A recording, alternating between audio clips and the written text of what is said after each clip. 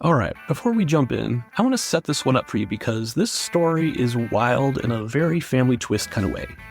We're talking about the documentary Dad Genes, and joining us are Aaron and Jess, who are at the center of a story that spans decades, multiple families, and a version of the world that honestly doesn't exist anymore. This all starts back in the early 90s, pre-internet, pre-DNA testing, a time when sperm donation was built on the idea of anonymity. You donate, you move on, and that's that.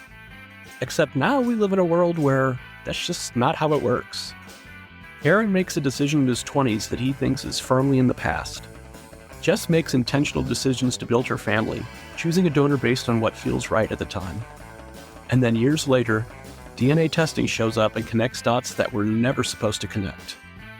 Kids finding biological parents, parents finding biological kids, half-siblings appearing out of nowhere. And suddenly, everyone involved is navigating something no one really prepared them for. This conversation hits on so many things we talk about on this show: identity, intention, secrecy, technology, and what happens when all of that collides. So let's get into it. Welcome, Aaron and Jess, to the Family Twist podcast. Thank you for having us. So before we dive into your story, what's the relationship between you two? That's the story. We're a couple. Oh, okay. We're a couple. We lived together on Vashon Island, Washington. We've lived in this house for 7 years since COVID. Oh, wow. Okay. Cool. We live here with our 3 cats, 12 chickens, and Daughter, sometimes our daughter Alice. who is in college. That's very cool. Anyway, so I know very little purposefully, and so I'm excited to hear what the DNA surprise is in your story. Do you just want us to take the ball and run with it? Absolutely. In 1994, I was between things in my life. I'd been teaching English as a foreign language in Spain. I came back to the United States and wasn't sure what was next. I moved in with my mom. I started driving a taxi. And this was in a college town, State College, Pennsylvania. And I saw one day, I was reading the student newspaper, an ad looking for sperm donors to help infertile couples. It seemed like my entire thinking at the time was that sounds like easy money. I applied to do it. I was accepted. I donated about twice a week for a year. Now, this was 1994, pre-internet, pre-home DNA testing. I signed a confidentiality agreement. The sperm bank signed a confidentiality agreement. There was no expectation and supposedly no possibility of me learning who bought my sperm or of them learning, the people who bought my sperm learning about me. Mm-hmm. So I did that for a year, basically just more or less forgot about it after that. I did not think that would ever be something that would come back in my life. 1994, I was graduating from high school, and none of this was a blip on my radar at all. But in 2004, I was with a woman, and we were thinking about conceiving our first child. And I was in grad school at the time, and was getting ready to do the part of grad school called all but dissertation. You do nothing but sit home and write. So it seemed like a great time for me to be the first one to get pregnant and to be able to have that year to be pregnant, have a baby, be home with the baby. And so we looked to match the DNA of my partner at the time, who had brown, wavy hair and was in creative writing. And there was a donor that had brown, wavy hair and was an MFA in creative writing and had what we thought at the time, since she was obviously right-brained and I'm a social science PhD, we really thought he had at the time a profile that looked like this could be any kid. This kid could fit in our family. There are a lot of sperm donors that are med students because it's right down the hall from them, presumably, right? And so there are a lot of sperm profiles that are like, what are your hobbies? My hobbies are calculus and Rubik's Cube and coding. And you're like, oh my God, no offense to the good you do in the world, but I can't raise this kid. I'm not going to be able to help this kid with homework, like starting in 6th grade. And this kid might like just be bored every weekend hanging out in our family, right? There just seemed to be such a laser focused mindset on these like little left brained math kids, and cool on them. But here was this profile that was like, my hobbies are games, music, sports, and I have an MFA in creative writing. And we were like, that's the gamut. So genetically, like this kid could be half us and half any, like this kid could pick its own path. And that was the freer version of DNA for us at the time. Like, I think people don't go into this with the wisdom of how much this contributes to a kid. We had just seen sperm banks. There was one sperm bank that shipped to your home, and it was from the Pacific Northwest at the time. I call them kids because I presume they're college students. Every kid in that sperm bank was like hobbies, hunting, fishing, and me and my lesbian wife are like, well, we don't think that's genetic. It's probably fine, but it really is. You're reading this like a dating profile. You're like, okay, if it's all genetic and we get this Mr. Dominant DNA in our household, who's going to fit here? Who's going to be happy here? Who are we going to be able to raise successfully to be whatever they want to be? Eeny, meeny, miny, mo. And at the end of the day, you don't care so much. Healthy, beautiful child.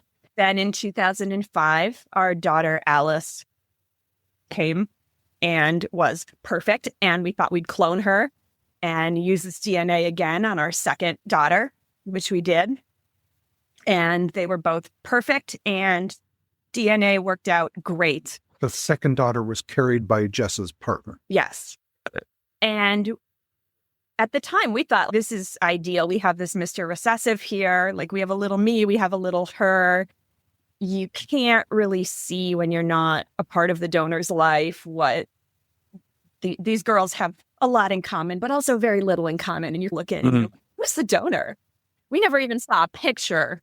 We didn't have the voice recordings and the astrological chart and all this stuff that you get today even wasn't a thing in 2004. So we also in 2004 thought there was no way we were ever going to know who this person was. And we picked an anonymous donor, being very cool with that as a gay family in 2004 in a world in which there were real dangers to our family and our child from a known donor.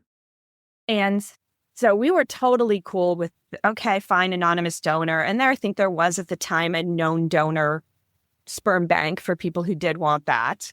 But there just was no conception that one day, even if he wanted to be anonymous, he couldn't be. It just doesn't enter your mind if it doesn't exist in the world at the time. And 10 years later, after that, so 20 years after your initial donation, it did become a reality. How did that come about? Okay, I guess I was the first one of us to take a DNA test. Somewhere 2015, maybe, I began to see ads for home DNA testing.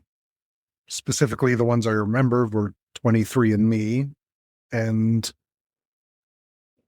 I thought, maybe this would be a way to find the children that were born using my sperm. And the whole thing was new. And I don't know, I just kept seeing the ads. Like I didn't do anything about it for about a year. Eventually I was like, all right, I'm curious. Let's do this. And so, I spit in the tube, mailed it off, and got my results back. And of course, the first thing you do I think I did it even before I looked to see what my ancestry was. I knew what my ancestry was. And I clicked on the DNA relatives, and boom, there was someone listed as my son. Just one person listed as my son, and my son's name was Bryce. And I wasn't quite sure what to do with this information. I also didn't really know how 23andMe worked. Like, as soon as I was in their system and opted into seeing my DNA relatives, had Bryce been sent an email that said, hey, your dad's on the site? And it is like that. They don't send you something that specific, but they say, hey, you have new DNA relatives. Of course, I later learned you get one of those emails like once a week, and pretty soon you're just ignoring them because as you look and it's some more fifth cousins. But I had no idea. So I'm sitting here thinking, like, has Bryce been notified about this? What's the etiquette in this situation? Am I kind of obligated to write to him immediately? I just wasn't quite sure how this was going to work. But what I did instead, which I guess most people would do, is I Googled his name, and I didn't find much. And I actually enlisted the aid of a friend of mine who's an NPR reporter. She helped me search him out and found him. Like, he had altered his name somehow. I forget exactly what he did, but his name was slightly different than what it really is, or what he goes by. But she found him, and the thing we found was he had I guess his college sponsored this thing, but it wasn't Facebook, but it was a thing like he had a profile on his college's page that showed like what his major was, what his hobbies were, what campus groups he was involved with. And it had some pictures of him. And when we saw the pictures, we were like, oh, 100% that's my kid. Like, wow. He looked so much like me. He was like half a foot taller than me. Like, really tall. But most of my family, other than me, is kind of tall. Yeah. No, my very first and only question for Aaron is like, you're the shrimp of your family, aren't you? Because your profile said average, and none of this is coming from me and my partner. Yeah. And so, I looked at his profile, and it said he was in the Poet Society, said he was in a frat, said his major was Geography, yeah. And so I had that information, and then I was like, okay, I'll just write to this guy. So one evening, I remember it was just kind of before I was going to bed, I wrote him a letter. It was just like a couple paragraphs through the 23andMe messaging system that said, hi, I believe I am your biological father. Here's 10 facts about me. I'm interested in connecting if you're up for that. So I sent this message. I went and brushed my teeth, got in bed, checked my email one last time, and Bryce had already written back. Yeah. And you get used to the electronic age, but sometimes things still happen very fast. And you're like, what? No. And he wrote back, and his message starts off, Dad. They're like, wow. He says about how happy he is that I wrote. He was hoping to connect with me this way. He told me a couple things about himself, and I was a little taken aback by the use of Dad. Like, I had no idea what his expectations might be of our relationship, and I viewed Dad as kind of a cultural earned designation. But pretty quickly, our correspondence continued on, and pretty quickly, he was just sort of like having fun with it. We're all struggling with what terminology to use in these kind of relationships, and whatever. He wasn't expecting me to become his dad, but he was curious about me. So he had known that he was donor conceived. He was born into a lesbian couple. I don't know if this is true. Like at Utor, I talked to a few people about this, and my impression, just because it's been the case with most of the children I've discovered, is the vast majority of them came from lesbian couples. But someone at the conference said they weren't sure if that was really true, that maybe just like my sperm bank had maybe specialized in that more. I don't know. Right. We just Google. I was given no lesbian specific advertising. Because the advertising I got to donate was help infertile couples. And sure, lesbians fit into that. All it takes is one successful marketing campaign, and then suddenly you're the go-to. And very quickly, Bryce told me that he had used, in addition to 23andMe, he had used donor sibling registry, which I had actually looked at like about 10 years earlier, but there had been no one listed for me, and I just forgot about it after that. But Bryce said that he had used it, and he was connected to 5 other of my children. So Wow. I immediately went from like 1 to 6. And he told, like, Bryce was 20 at the time. And that mathed out to like the dates that I had donated sperm. But he told me that some of the other children were quite young, like a couple, there was like a pair of twins that were 7. And so one thing I learned is like, I had no idea what the shelf life of the sperm or like how quickly they sold it. I'd assumed it had all been used back around 1994 when I donated. Right. But it turns out it'd been used over the course of a decade or more. Yeah. So he contacted the other donors through donor sibling registry or their moms, because I told him it was okay to put me in contact with them. So he was the intermediary for that, which seemed like the right way to go about that. One of them was a 19-year-old girl named Maddie, and she connected with me right away. And Bryce and I just formed like a little Facebook chat group and began to have chats and exchange information about ourselves. And, there was like a flurry of activity with that for about a month. I wrote them a very long history of my life. I mean, I was 50 at the time, and it was only like a page a year, but Jess likes to make fun of me for this. I do. But I really liked I make fun of him for that, but I really liked later when we come into the story, like being handed the 56-page life history welcome packet.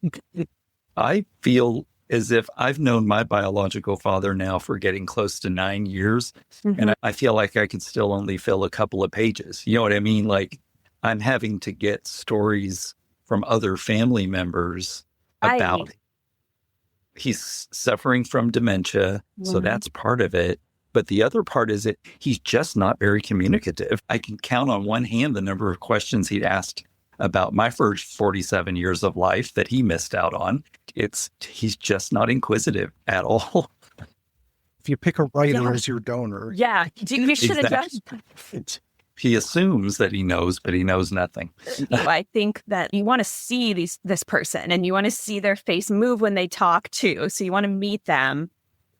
Yep. And then you're kind of at a loss because you weren't there. It didn't concern you. It's probably not genetic. Is it a story history? You have to put all of that together and actually just want to get to know you as a person and do that in a different way than you've ever done with anyone else in your life. So even if he feels that, to be able to actuate that new relationship it's hard. And if you're older and you're starting dementia, it's even harder. So I quiz everyone else about him and, like his parents and, things like that. So it's still wonderful. Don't get me wrong. It's just, I didn't imagine it would be so difficult to extract information, but that's okay. All right, I can continue on. Yeah. For about a month that Bryce, Maddie and I had like kind of a lot of communication, but, they were in college and pretty quickly they just went back to leading their college lives. We're Facebook friends. Sometimes we'd like each other's posts or whatever, but, things tailed off a bit. And a few months pass. So what's interesting, I think this speaks to how like something like 23andMe comes out and it's new and you're like, nobody's going to be there. Nobody does it, but we're all doing it basically at the same time. Right. And Alice, for Christmas, my mom had done 23andMe, and I was raised by my mom as a single mom. I have never known who my dad was. And Alice at 10 was like, now hold up just a minute here, because good stories, but that's 25% of what my ancestry looks like. Yeah. Grandma, get me that test. And my mom was, of course, just, yes, I would love to share this genealogy hobby with you. Yeah. And immediately for Christmas of that year, December, provided said test. And like before Valentine's Day, we had the results back. Wow. And perhaps very stupidly, like I hadn't thought anyone was going to be under DNA relatives at all. Like that was just going to be a throwaway section with fourth cousins with last names we didn't know. And it also didn't occur to me that like I could just physically on my own make the family trees of all those fourth cousins and come to a conclusion like this, because it was 2016. Yep. So quite dumbly, I also opened up the test results and clicked through the countries and the ancestry report and clicked on DNA relatives. And the first thing there for my 10-year-old was 50% father. Wow. And you're like, oh, okay. So didn't at all expect that. You start Googling. It's a common enough name that you have to wade through some stuff and you have to do a little bit of research to find the right Aaron Long. They had once, out of 7 months of trying to conceive, sent a vial that said September 9th, 1994. Mistake on their part, because I learned that somebody had a master's by 94, but was still young enough to donate sperm. That gave me a window of his ages. And I have his full name. And I know he has interacted with Fairfax Cryobank, which, silly me, I thought was in Fairfax, Virginia. Turns out sperm banks have franchises. But luckily, there was an Aaron Long of the exact right age who is a writer for his job on LinkedIn. And he's a musician because he's playing a trombone in his LinkedIn picture. He didn't know how to use LinkedIn. Say, I was not trying to use LinkedIn for the purpose any kind of most people. And he had attended Johns Hopkins. Oh, wow. So he's really close to the DC area, which is Fairfax, Virginia. And I was like, okay, so like maybe after school, he comes back to DC because he went to college there. And so I found that Aaron Long, and that Aaron Long was living in Seattle, Washington. And so I went to Facebook and I whittled away the Aaron Longs there. And there was an Aaron Long who had just recently, unbeknownst to me, connected with these sperm donee children. And so he had put on Facebook really recently all of his K-12 school pictures. And that was my like just drop dead 100%. Of course, this is correct moment, because 50-year-old man does not resemble your 10 and 9-year-old daughters. But you know what? First grade Aaron Long is my daughter's with 60s boy David Cassidy bold cut, which was not the best look for my daughters, but it was just instant recognition that you're like, yeah, right guy. Wow. On the nose, correct. This is who it is. And like Aaron, I was like, oh my God, he's gotten a note that we're here. Time is ticking. Yeah. I better write back, because I have the profile of a minor. It's on me to reach out to him. And so I did. And I said, I think I really messed up that letter because I was in such a rush, because it's coming from her account. Right. And I'm typing it. And I'm like, I've got another daughter. You want to see her? Write me back. But we figured it out. And he told me he had just connected with Bryce and Maddie and said, here's a little bit about me. Here's the life history I wrote for them. And so I had Alice write him her life history. And just sort of mitigated that relationship as best I can, because I never expected it would happen, number one. And number two, I never expected to be a part of it, because at the time, the only models for that were like adult adoptees. And so you're picturing that. You're picturing someday my kids will be 21 and maybe they'll go do this and I won't be there doing it for them. And so I wasn't really sure how to go about that, but it felt nice exchanging documents. It was a little bit of a step removed when you have a little kid. And that it was just the best we could do. So I joined the Facebook group chat, and we all started talking about how maybe on the summer when the kids weren't in college anymore, they wanted to come and meet Aaron, and we would maybe come when they came. And that would be an easier way for my little kiddo to meet him too. Yeah. But did you tell Alice right away that I did. Good. In part because I couldn't possibly keep it a secret. And number two, that's going to come unraveled and it's going to be worse. Yeah. I did. And she knew she grew up in a lesbian household. She knew she had a donor. We had actually looked at donor sibling registry at some point when the kids were of that elementary school age. That was interesting to them. And it was almost just, here's the donor number, kids, because right now that only lives in my head. So if I die, there's your information. This is all we know. Yeah. So we had that conversation that if you want this, you need to remember this number. Yeah. Let's look at it. How interesting. Isn't that cool? But mommy and mommy love you very much. Yeah. And this is why we did this. And look, he likes music just like you. And we, whatever. You keep it light, because if it's not a big deal, I believe that we don't act like it is a big deal. If you want your kids to think that it's normal, it's cool, you're awesome. Yep. Like it's not, to make things this huge secret, it makes a lot of things worse. Completely agree. Yeah. This is one of those conversations where you can feel how quickly everything shifts. What started as something that felt anonymous and contained back in the 90s turns into something completely different once DNA testing enters the picture. And what stands out to me is how thoughtful Aaron and Jess are in the way that they're processing this. Because nobody did anything wrong here. They made decisions based on the information, the culture, and the expectations of the time. But now, years later, those decisions are intersecting with the technology that's rewriting the rules in real time. And at the center of it are the real people trying to figure out what connection looks like, what family looks like, what role they want to play in each other's lives. And that's where this story really starts to go deeper. So, next week we're going to pick this up in part 2, because there's a lot more to unpack here once these connections move from discovery into actual relationships. And remember, family secrets are the ultimate plot twist. The Family Twist podcast is presented by Savoir Faire Marketing Communications and produced by Mosaic Multimedia.